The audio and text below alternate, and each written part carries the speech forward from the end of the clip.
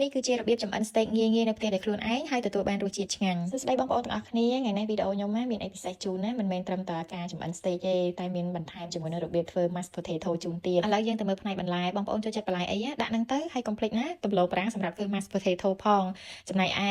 bơ វិញគឺខ្ញុំប្រើប្រភេទ bơ សាបយើងអាចយកម៉ាកអីក៏បានដែរតែខ្ញុំជ្រើសរើសយកម៉ាកមួយនេះចំណែកឯសាច់គោយើងអាចជ្រើសរើសប្រភេទជាសាច់គោអូស្ត្រាលីក៏បានឬក៏សាច់គោខ្មែរក៏បានទៅភាគច្រើនខ្ញុំចូលចិត្តសាច់គោខ្មែរជាងឲ្យតែយើងជ្រើសរើសបានសាច់គោផុយល្អ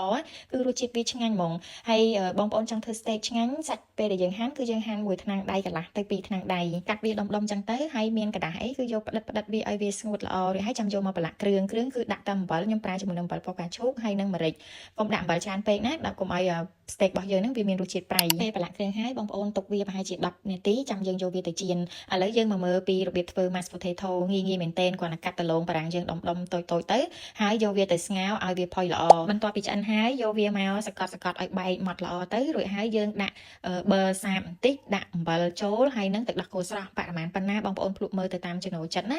កុំឲ្យយើងដាក់ជ្រុលទៅវាតលាន់ខ្លាំងពេកខ្ញុំមកចូលចិត្តអាហ្នឹងខ្លាំងមែនទែនព្រោះពេលជ្រលក់មួយសាច់គោទៅវាជាតិឡើងខ្ទិះតែម្ដងត្រូវគ្នាមែនទែនតែអត់មានកុំភ្លេចសាកធ្វើរសជាតិឡើងតែជាប់ចិត្តឥឡូវនេះគឺយើងមកចៀនសាច់គោយើងចាក់ប្រេងអូលីចូលទៅខ្ញុំចាក់រៀងជ្រុលបន្តិចឲ្យដៃមកចាហៀងបន្ទាប់មកគឺយើងដាក់សាច់គោចូលដាក់ខ្ទឹមចូលបើសិនជាមានស្លឹក rosemary អាចដាក់បន្ថែមបានហើយនឹងយើងដាក់ជាមួយនឹងប៊ឺសាភ្លើងយើងប្រើភ្លើងមធ្យមហើយពេលដែលអ្នកទាំងអស់គ្នាចៀនកុំឲ្យត្រឡប់ចុះត្រឡប់ឡើងមកចាហៀងគឺយើងចៀនវាប្រហែលជា3នាទីអីទៅអាហ្នឹងទៅតាមកម្រាស់សាច់របស់យើងដែរព្រោះខ្ញុំចូលចិត្តឆ្អិន 80% អញ្ចឹងខ្ញុំដាក់មកចាហៀង3នាទីហើយបានដាក់មកចាហៀងទៀត3នាទីទៀតហើយបើ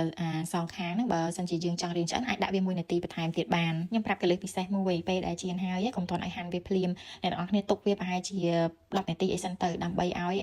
ជាតិទឹកហ្នឹងគឺវាមាននៅក្នុងសាច់គោរបស់យើងតែកាលណាយើងហាន់ភ្លាមគឺហៀអាទឹកហ្នឹងមកឲ្យសាច់របស់យើងវាស្ងួតចំណែកឯបន្លែដាក់ជាមួយនឹងសាច់គោក៏បានឬក៏យើងចៀនផ្សេងក៏បានដែរហើយយើងរោយអំបិលផ្កាឈូកបន្តិចទៅដាក់ម្សៅស៊ុបខ្នុរអត់ប៊ីចេងឥឡូវ steak យើងរួចរាល់ហើយនិយាយទៅគឺងាយធ្វើខ្លាំងមែនទេអ្នកទាំងអស់គ្នាកុំភ្លេចសាកល្បងធ្វើណាហើយតែអ្នកទាំងអស់គ្នាចូលចិត្តជ្រលក់ជាមួយនឹងអីដែរបើតែខ្ញុំវិញគឺចូលចិត្តជ្រលក់ជាមួយនឹងអំបិលម្រេចបើសិនបើបងប្អូនត្រូវការប្រភេទគ្រឿងទេសសុខភាពឬក៏គ្រឿងទេសគីតូអាចធ្វើការទំនាក់ទំនងទិញនៅក្នុង page បានណាអរគុណច្រើន